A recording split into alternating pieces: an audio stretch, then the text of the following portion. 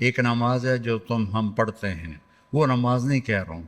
فَإِذَا فَرَغْتَ فَانْصَبْ، نصب گڑ جانا، جیسے یہ بوتل ہے نا، یہ یہاں آ کے گڑی تو نہیں لیکن ایسے کھڑی ہے، تو اللہ کہہ رہا ہے فَانْصَبْ، ایسے جیسے لکڑی کو ٹھوکا جاتا ہے نا زمین میں، اور کچھ اس کا حصہ اندر چلا جاتا ہے اور اوپر والا ایسے ہو جاتا ہے، تو نماز کے لیے ایسے کھڑے ہو، ایسے۔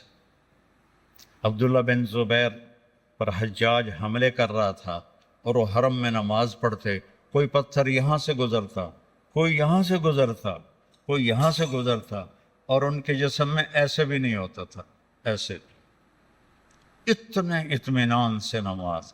وَإِلَىٰ رَبِّكَ، بولو، فرغب، رغبت کی نماز، نماز میں دل لگے، نماز میں کھڑے ہو جاؤ، نماز میں کا انتظار کرو، نماز کو اپنے مسائل کے حل ہونے کا ذریعہ بناؤ، نماز میں دعائیں مانگنا سیکھو۔ ہم دعا نہیں مانگتے، دعائیں مانگنا سیکھو، یہ بہت بڑا سبب ہے۔ اسباب ظاہریہ اختیار کرو اور نماز کو سب سے بڑا سبب بناؤ۔ اذا حزبہ امر فزع الی الصلاۃ، جب کوئی مشکل آتی تھی آپ نماز پڑھتے تھے، جب کوئی مشکل آتی تھی آپ نماز پڑھتے تھے۔ 3 دن گزر گئے، کھانے کو کچھ نہیں ملا، تو حضرت عائشہ سے کہنے لگے چلو آج میں اللہ سے جا کے بات کرتا ہوں۔ مسجد میں گیا، نفل شروع کر دی، ایک ستون کے پیچھے 2 نفل پڑھتے، پھر سلام پھیر کے دوسرا ستون، اللہ اکبر، پھر سلام پھیرا تیسرا ستون، اللہ اکبر، پڑھے جا رہے ہیں۔ اتنے میں حضرت عثمان آئے، اماں جان اللہ کے نبی کہاں ہیں؟ ان کا 3 دن سے فاقہ تھا، اللہ سے مانگنے گئے، تو ہزاروں قطار رونے لگے، مجھے کیوں نہ کہا، عبد الرحمن بن عوف کو کیوں نہ کہا، ثابت بن قیس کو کیوں نہ کہا، یہ سارے مالدار تھے۔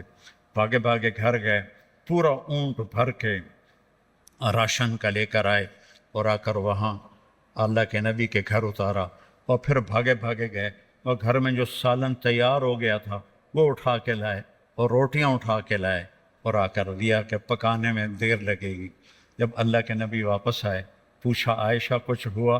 کہ یہ دیکھیں اللہ تعالیٰ نے سب کچھ کر دیا ہے۔ کہ یہ کون لایا ہے؟ کہ یہ عثمان لایا ہے۔ تو آپ نے ایسے ہاتھ اٹھائے، اے اللہ میں عثمان سے راضی ہوں، تو بھی اس سے راضی ہو جا۔ اے اللہ میں عثمان سے راضی ہوں، تو بھی اس سے راضی ہو جا۔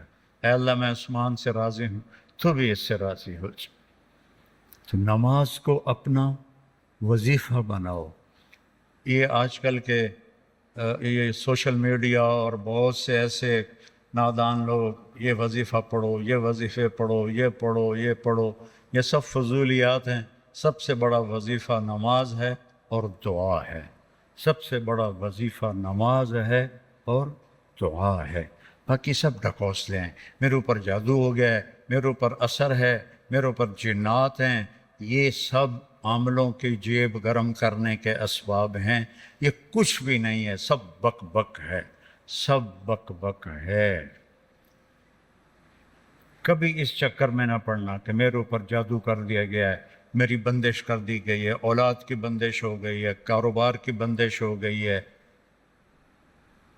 نماز جو موجود ہے، اللہ جو موجود ہے، تو کبھی عاملوں کے چکر میں نہیں پڑنا۔ کبھی جو وظیفے بتانے والے ہیں 1000 دفعہ یہ پڑھو، 1000 دفعہ یہ پڑھو، میرے سر میں درد ہے۔ اور ایک بزرگ کہنے لگے کہ آپ 1000 دفعہ سورہ اخلاص پڑھا کرو۔ میں کہا جی پھر تو پہلے نالوں ہور درد وا جاوے گا جو میں سر درد نال میں 1000 واری سورۃ اخلاص پڑھا کے میرے کو تو نماز دی رکعت وچ کولو اللہ مشکل پڑی جاندی ہے۔ میں کہا جی یہ وظیفہ تسی اپنے کول ہی رکھو، یہ میرے واسطہ کوئی نہیں ہے۔ میرے نبی نے وظیفہ بتایا، نماز پڑھو دعا مانگو، نماز پڑھو دعا مانگو، صدقہ کرو، سخی بنو، بخیل نہ بنو۔ بخیل سے اللہ